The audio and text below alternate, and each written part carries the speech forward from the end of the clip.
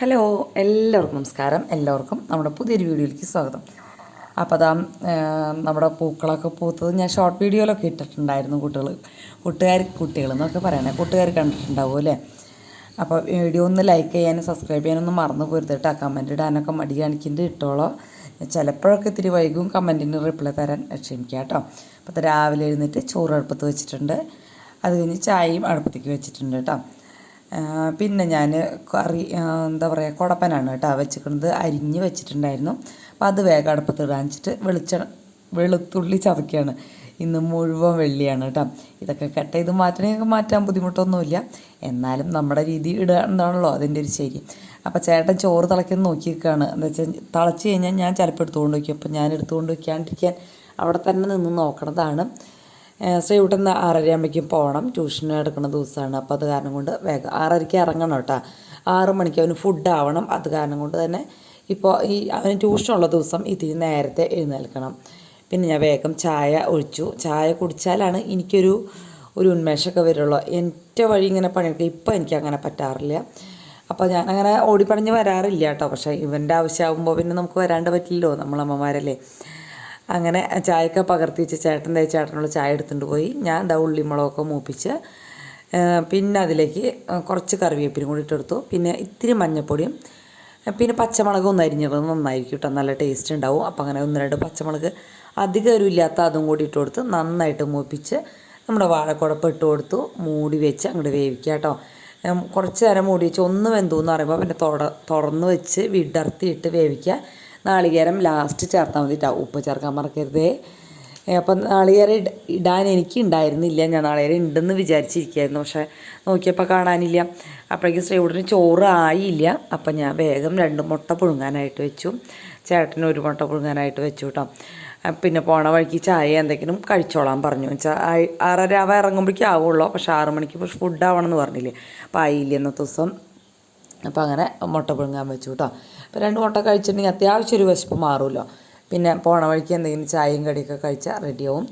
അപ്പം ഞാനങ്ങനെ ചായ കുടിക്കാൻ കേട്ടോ. അപ്പോൾ അതിൽ ഇത്തിരി ബാക്കിയുണ്ട്, അതും കൂടി ഒന്നൊഴിച്ച് കുടിച്ചതെന്ന് വെച്ചാൽ അല്ലെങ്കിൽ അതെടുത്ത് കളയും. അപ്പോൾ അത് കളയണ്ടെന്ന് വിചാരിച്ചിട്ട് പിന്നെ അവിടേക്ക് ഉണ്ടായ 1, 2, 3 പാത്രങ്ങളൊക്കെ എടുത്ത്, 1, 2 പാത്രം എന്നൊക്കെ അല്ലേ നമ്മൾ പറയുള്ളൂ, ഇത് 1, 2, 3 ആയില്ലേ.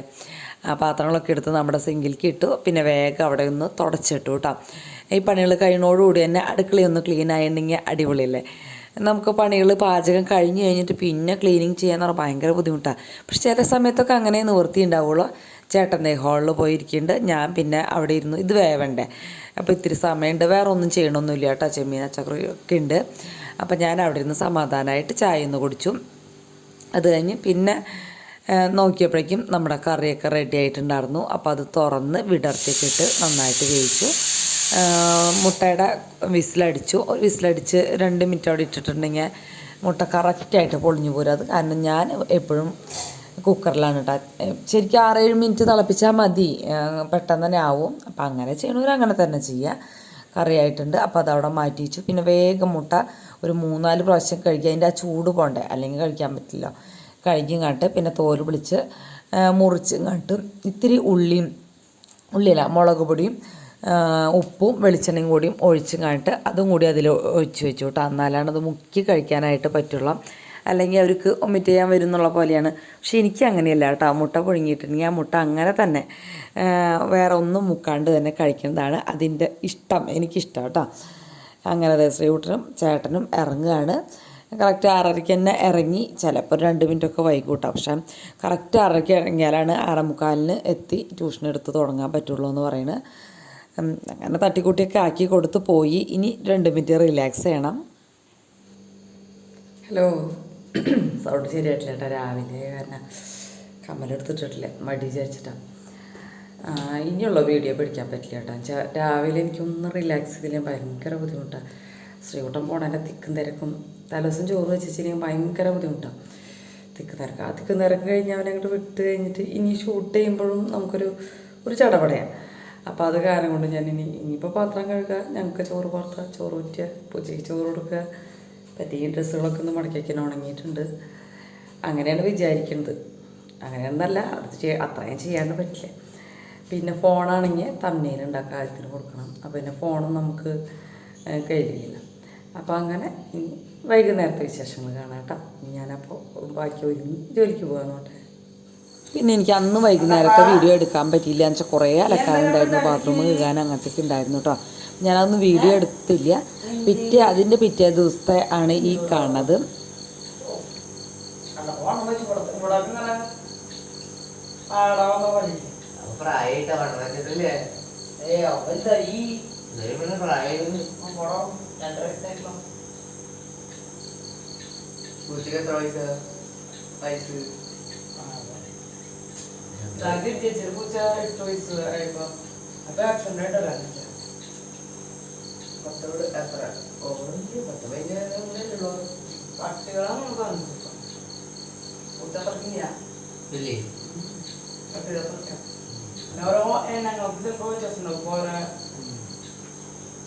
അപ്പം അങ്ങനെ പൂച്ചയുടെ ആയുസിനെ കുറിച്ചുള്ള സംഭാഷണങ്ങളായിരുന്നു. അത് കഴിഞ്ഞു. പിന്നെ ഉള്ളത് എന്ന് വെച്ചാൽ ഇന്ന് വലിയ പണിയൊന്നുമില്ല കേട്ടോ. അങ്ങനെ വൈകുന്നേരം പണികളില്ലാത്ത ദിവസം വളരെ അപൂർവമാണ്. അപ്പോൾ തലേദിവസം ഞാൻ പറഞ്ഞില്ലേ വീഡിയോ എടുത്തില്ല, എടുക്കാണ്ട് തന്നെ ക്ലീനിങ്ങൊക്കെ കഴിച്ചു. അപ്പോൾ അത് കാരണം കൊണ്ട് പിറ്റേ ദിവസം ഒരു കുഴപ്പമില്ലാണ്ട് ഇരിക്കുകയാണ് കേട്ടോ. അപ്പോൾ കായ മെഴുക്ക് പറ്റിയാണ് ഈ ഒരു ദിവസം രാവിലെ വെച്ചത് സാമ്പാറും. അപ്പോൾ കായ മെഴുക്ക് പറ്റി കുറച്ചുണ്ട്, അതെടുത്ത് മൂടി വെച്ചു, നേരത്തെ ചൂടാക്കിയിട്ടുണ്ടായിരുന്നു. പിന്നെ സാമ്പാർ ഒരു ചെറിയ പാത്രത്തിലാക്കിയിട്ട് വീണ്ടും ഒന്ന് തിളപ്പിച്ചു കേട്ടോ. ശരിക്കും പറയാച്ചാൽ ഒന്ന് കാഴ്ചയൊഴിക്കാൻ വെച്ചാൽ അടിപൊളിയാണ്, നല്ല ഫ്രഷായിട്ട് തന്നെ ഇരിക്കും. പിന്നെ ആ പാത്രങ്ങൾ വലിയ പാത്രങ്ങളല്ലേ അതൊക്കെ ഇന്നെടുത്ത് കഴുകി വയ്ക്കുകയാണ്. അപ്പോൾ പിന്നെ അടുക്കള നല്ല ക്ലീനായി. അപ്പോൾ പിന്നെ നമുക്ക് വലിയൊരു ജോലിയുണ്ട്, കുറേ ജോലിയുണ്ടെന്നൊന്നും വിചാരിക്കേണ്ട. പ്ലാസ്റ്റിക് കടലാസുകൾ കഴുകി അപ്പം തന്നെ അവിടെ വെക്കും കേട്ടോ. അപ്പോൾ അതിൻ്റെയൊക്കെ വെള്ളം വന്നു, അതപ്പോൾ ആ സഞ്ചിയിലേക്ക് കൊണ്ടുവച്ചു. അപ്പോൾ ഒരുമിച്ച് 2-3 സഞ്ചിയൊക്കെ ആകുമ്പോൾ ഒരുമിച്ച് കൊടുക്കാമല്ലോ.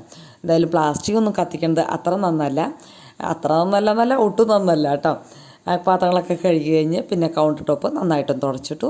ഗ്യാസിൻ്റെ അടിയും എപ്പോഴും തുടയ്ക്കണം കേട്ടോ. നമ്മൾ എത്ര പ്രാവശ്യം തുടയ്ക്കുന്നുണ്ടോ അപ്പോൾ ഗ്യാസ് ഒന്ന് പതുക്കെ ഒന്ന് പൊതിച്ചിട്ട് തുടച്ചിട്ടുണ്ടെങ്കിൽ അവിടെ എങ്ങനെ വൃത്തിയാടാവില്ല.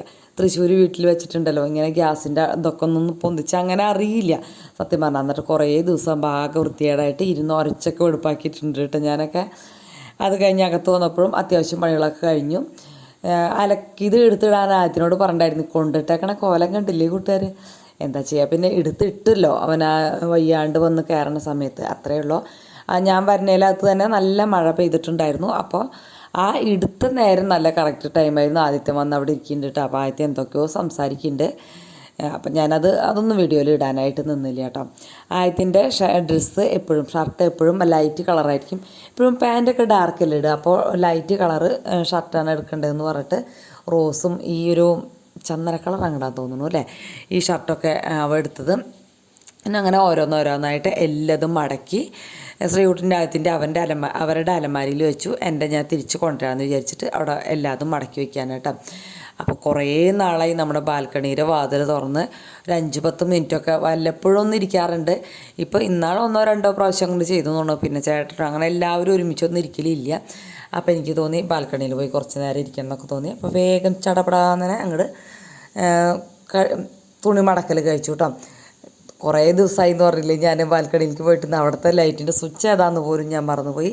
കംപ്ലീറ്റ് ഇട്ട് നോക്കി. കുറേ സ്വിച്ചുകളുണ്ടാവുമല്ലോ നമ്മുടെ വീടിന് ചുറ്റുപാട് LED ഇതിൻ്റെയൊക്കെ. അപ്പോൾ ആദ്യത്തിനോട് എന്തൊക്കെയോ സംസാരിക്കുന്നുണ്ട്, എനിക്ക് ഓർമ്മയില്ല. അവിടെ അപ്പുറത്ത് വെളിച്ചം വന്നതൊക്കെ പറയാണ്. അപ്പോൾ നമ്മുടെ ശ്രീകുട്ടനും അച്ഛനും വരുമ്പോഴേക്കും നല്ല മഴ പെയ്യുന്നുണ്ട്.